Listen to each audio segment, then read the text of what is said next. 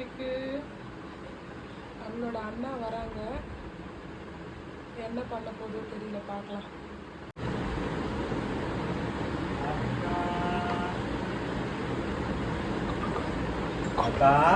என்னடா வந்துட்டியா?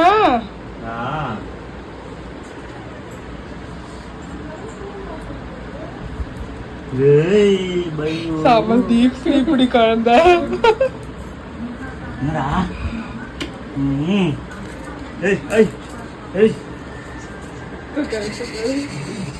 உட்காந்துடா, குழந்தை குதிக்கண்டா முடியாதுடா, உட்காந்துடா. தூங்கி எழுந்திரிச்சிருக்கடா இப்பதான்.